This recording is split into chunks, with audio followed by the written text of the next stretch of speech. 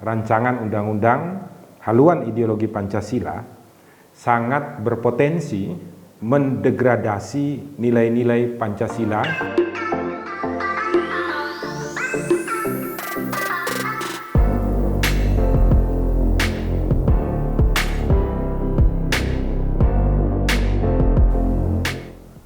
Salam Pancasila dan salam penegakan hukum.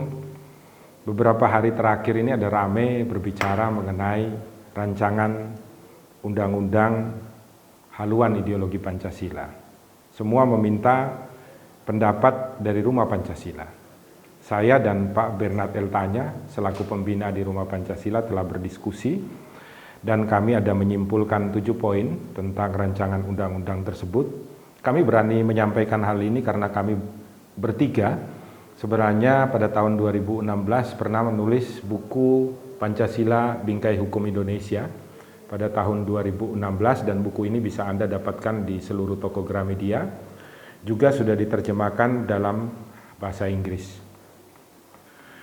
Kami dari Rumah Pancasila berpendapat bahwa rancangan undang-undang haluan ideologi Pancasila sangat berpotensi mendegradasi nilai-nilai Pancasila karena pertama, pada bagian konsideran draft rancangan undang-undang tersebut tidak mencantumkan TAP MPRS nomor 25 tahun 1966 tentang pembubaran Partai Komunis Indonesia dengan pernyataan sebagai organisasi terlarang di seluruh wilayah negara Indonesia dan larangan kepada setiap orang untuk melakukan kegiatan atau menyebarkan faham dan ajaran komunisme, Marxisme, dan Leninisme. Padahal secara historis dan substantif, ajaran komunis menjadi momok bagi bangsa Indonesia, terutama kaum beragama. Hal ini berpotensi melumpuhkan keberadaan sila pertama, ketuhanan yang Maha Esa. Karena sebenarnya konteks Pancasila di dalam sila pertama itu adalah sebagai peta jalan bagi sila-sila yang lain.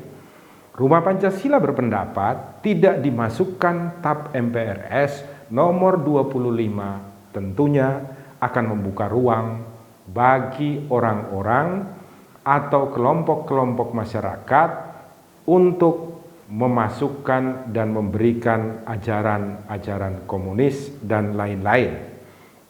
Kedua, dalam pasal 6 ayat 1 dikatakan bahwa ciri pokok Pancasila bernama Trisila, yaitu ketuhanan, nasionalisme, dan gotong royong. Penggunaan kata Trisila memunculkan kesan dominasi Soekarnoisme dalam Pancasila dan undang-undang tersebut, sehingga dapat dibaca sebagai sebuah upaya secara tidak langsung untuk menyingkirkan kelompok atau golongan non-Soekarnoisme. Hal ini dapat menurunkan dan mendegradasi nilai persatuan di dalam sila ketiga. Karena apa? Karena kalau kita mengerti dan memahami, Trisila ini dipakai oleh Soekarno sebagai pidatonya pada tanggal 1 Juni. Setelah Soekarno memberikan pidato tentang Pancasila, Trisila, dan Ekasila, kemudian ada panitia 9 yang bersama-sama mereka merumuskan bagaimana kemudian kebersamaan dari Founding Fathers atau para pemimpin bangsa inilah yang kemudian merumuskan dan membentuk Pancasila. Sehingga Trisila ini sudah tidak lagi dipakai karena itu adalah menyangkut mengenai pidato Soekarno pada tanggal 1 Juni di mana membuka ruang bagi seluruh Founding Fathers yang hadir pada saat itu untuk kemudian merumuskan dasar negara, yaitu Pancasila. Yang ketiga, dengan membatasi ciri pokok Pancasila sebagai Trisila, yaitu ketuhanan, nasionalisme, dan gotong royong, maka eksistensi nilai-nilai dari sila lain menjadi kabur atau kurang nampak. Sebagai contoh, sila kedua, Karena sila kedua ini aspek pentingnya adalah tentang peri kemanusiaan, soal keadilan, dan soal keadaban. Ketika kita berbicara mengenai soal keadilan, maka praksisnya itu meliputi banyak hal. Antara lain, tidak curang, berani bertanggung jawab atas kesalahan, setia pada kewajiban, memiliki sesuatu sesuai dengan haknya, tidak sewenang-wenang, menghormati hak orang lain, fair, equal, dan lain sebagainya. Di samping itu, kalau kita berbicara mengenai kata beradab, maka atribut ini mengandung berbagai pengertian, yaitu adalah mampu untuk hidup terhormat, taat terhadap asas, taat terhadap aturan main yang kita rumuskan di rumah Indonesia, moderat, ugahari, tidak mengedepankan kekuatan dan otot, berani mengakui kesalahan, satu kata dengan perbuatan, pantang menghalalkan cara, respek pada kebenaran, dan lain sebagainya.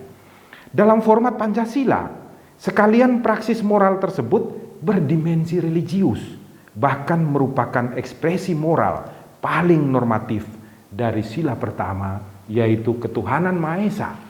Dan ini tidak terumuskan di dalam rancangan undang-undang haluan ideologi Pancasila.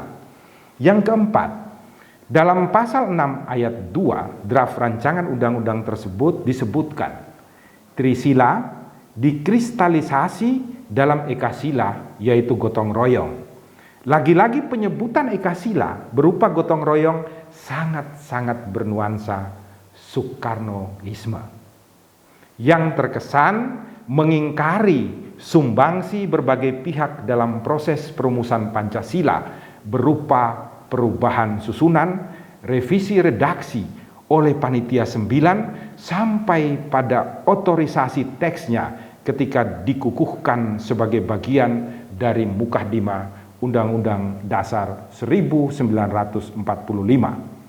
Kelima, dengan hanya menonjolkan ekasila yang bercirikan Soekarnoisme, maka marwah Pancasila sebagai historico-political gentleman agreement dari para founding fathers menjadi kabur. Padahal nilai penting dari agreement itu adalah semangat kesatria dan elegansi dari para founding fathers yang rela mengesampingkan jalan primordial masing-masing sebagai cara hidup yang menguntungkan bagi diri dan kelompoknya sendiri, tetapi mereka lebih memilih sepakat menempuh cara hidup toleran melalui Pancasila. Di situ ada kesepakatan yang sangat terhormat dari orang-orang yang sangat terhormat, yaitu founding fathers, yang saling menghormati. Meskipun mereka tahu, mengerti bahwa perbedaan di antara mereka, kelompok mereka, masyarakat mereka sulit untuk dipertemukan. Kesepakatan itu harus dibuat oleh para founding fathers agar dapat tercipta suatu landasan bagi konsensus nasional mengenai cara hidup yang harus dijalani di rumah impian kita, yaitu rumah Indonesia. Di dalam rancangan undang-undang haluan ideologi Pancasila ini tidak tercermin. Ketujuh, jika memang gotong royong dipakai sebagai prinsip sentral, maka tidak perlu menggunakan ekasila, tidak perlu lagi menggunakan trisila, melainkan kita harus menjabarkan nilai gotong royong itu dalam semua sila Pancasila sehingga tidak terkesan mereduksi kekayaan nilai-nilai dalam semua sila Pancasila. Sebagai contoh akan saya jelaskan. Sila pertama merupakan jalan gotong royong antara semua kelompok agama, kepercayaan untuk sama-sama mempraktikkan kemuliaan ilahi, yakni melakukan yang benar, yang baik, dan yang luhur di dalam rumah Indonesia. Menghadirkan Tuhan di dalam rumah Indonesia berarti semua kelompok agama, kepercayaan bergotong royong untuk bersama-sama mempraktekkan kemuliaan ilahi, kemuliaan Tuhan, yaitu melakukan hal yang benar, yang baik, dan yang luhur di dalam kehidupan berbangsa dan bernegara.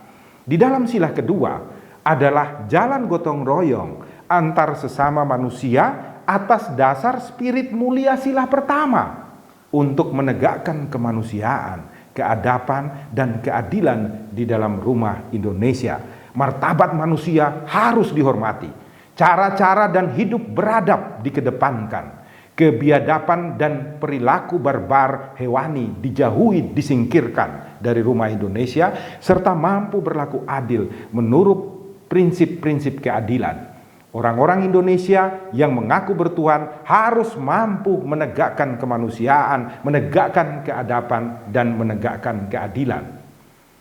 Sila ketiga adalah jalan gotong royong antara sesama anak bangsa atas dasar spirit mulia sila pertama dan keharusan normatif sila kedua untuk menjaga persatuan Indonesia.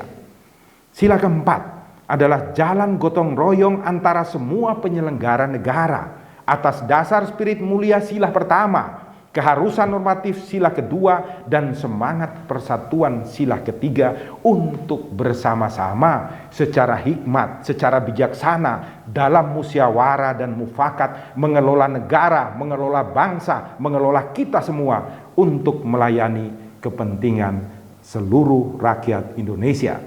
Sila kelima adalah jalan gotong royong antara sesama warga masyarakat yang kaya dan miskin, kuat dan lemah atas dasar spirit mulia sila pertama, keharusan normatif sila kedua, semangat persatuan sila ketiga, dan misi luhur sila keempat untuk saling berbagi, saling menolong, merealisasikan, mewujudkan keadilan sosial bagi seluruh rakyat Indonesia.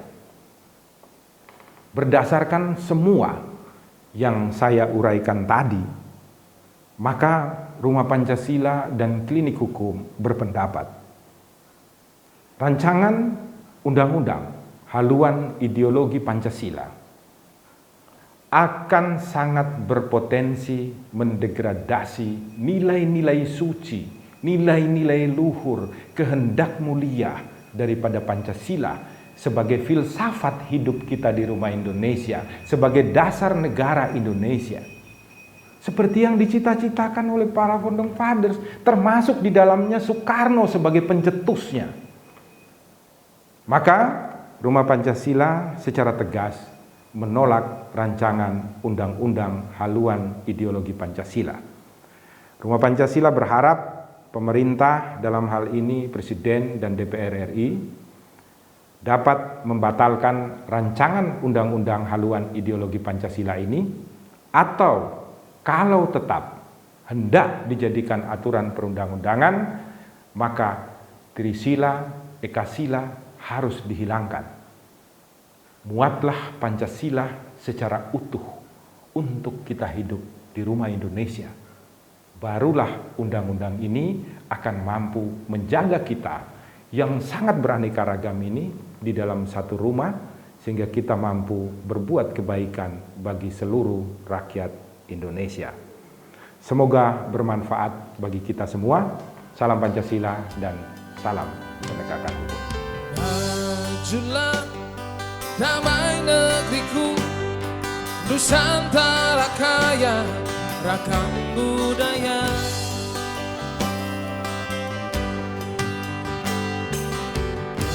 Teruslah tentram negeriku, Indonesia makmur pasti terwujud.